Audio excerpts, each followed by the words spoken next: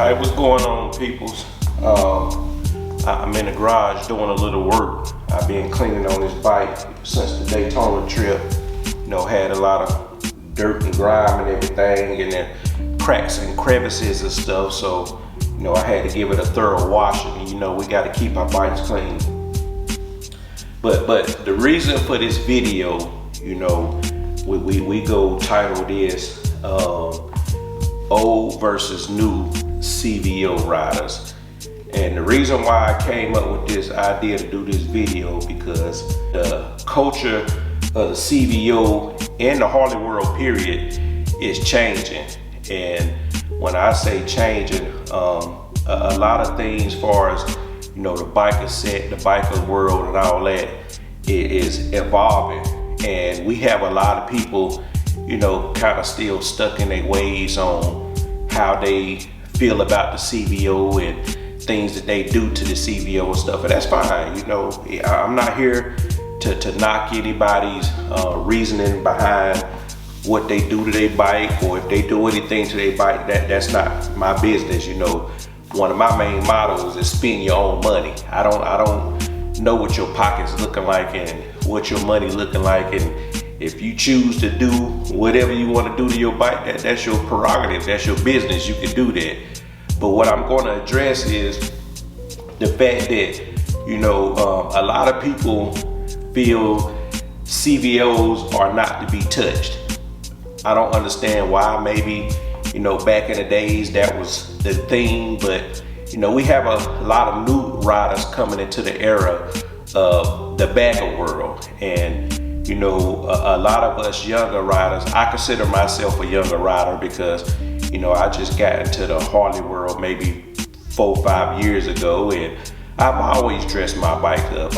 I do it as a personal preference because I want to make it my own. I want to be able to look in the parking lot and say, hey, that's my bike. I don't want, you know, this platinum color and I see 30 more bikes in there, and now you got to run around trying to figure out what bike is yours.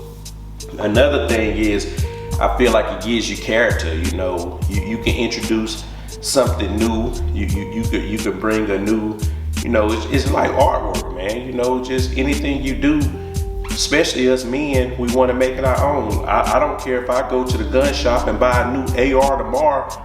I'm gonna dress it up and make it my own. I'm gonna put my sights on it and my flashlights and all different type of stuff. That's just what we do as men. Even with my car, you know, I dress up my car. So CVOs are definitely the top of the top bike, and you know, it's the Cadillac of Harleys. I understand that, but that doesn't mean we can't touch them. And people gotta stop being mad when we put our own touches on it. That's a CVO. You shouldn't have did that. You shouldn't have did this.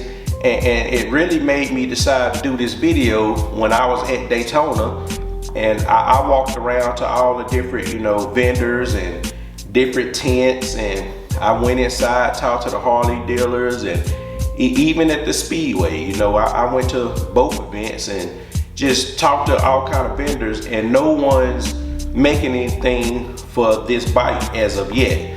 Now, I seen on a Facebook group, shout out to the Facebook group, because y'all put a lot of knowledge out there. I love looking at that group every day, just, you know, seeing what I can learn, seeing what the upgrades are, things that I can possibly do. But I choose right now at this moment just to wait it out. I know a lot of people doing things to this bike right now just as a rush job. They just rushing to do something or whatever the case may be, and I just don't feel like right now is the time to mess with mine. And I'm not knocking any of you guys, cause like I said, your bikes are looking good. I be checking them out on the Facebook group and stuff like that. But what I'm addressing, I went to a vendor at Daytona this past weekend, and I was asking him questions about certain things for the CVO and when will they be released, and you know, when are they coming out? Do they have a schedule? Are they in production? Are they being made and things like that? And this older gentleman looked at me and was like, we really haven't thought about that because a lot of people that buy CVOs don't touch them. And I was like, You know, what you mean by that? I thought everybody built Harleys. Now, I will be honest and say this is my first CVO. So I've never ran into getting parts for any other bike, you know, dressing it up. I done went from, you know, the 30-inch wheel to the 26 wheel to the 21-inch wide tire wheel. I built them all. I done had all type of different bikes and stuff like that. But when he said that, you know, nobody messes with the CVO, it kind of triggered in my mind, like, why? So, you know, I went on and conversate with him. We was just having general conversation about the CVO and why nobody touches it and everything. And this man looked at me and basically told me, you know, it's an old man's bike. It has the best of the best. So usually people that get this bike are older gentlemen that not gonna do too much to it. In which I was like, oh, okay. But what we have to accept and understand, the culture has changed. This used to be a bike that older men used to have and things like that. And I agree with that 100%. But it's not that way now. So when are y'all going to catch up and understand? Like, you have younger guys like myself that rides constantly. We always riding, but we still want to make the bike our own. So it's time to start producing things, you know, for the CVO that we can dress up and make it our own, even though it is the top of the top. But, you know, like I said to him, well, you know, even to you guys, you feel like it's the best of the best and nobody touches it.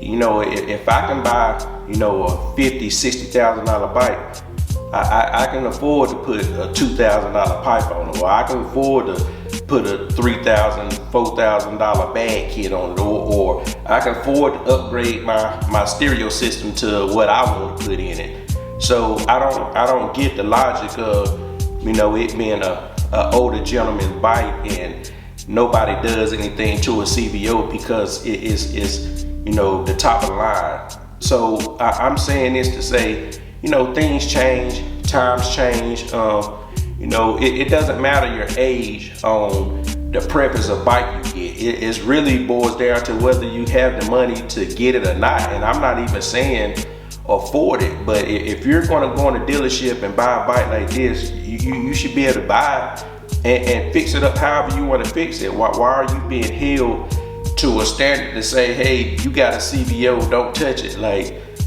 the culture, the things about the Harley life in the world, they got to catch up. So don't limit us to what we can and what we can't do.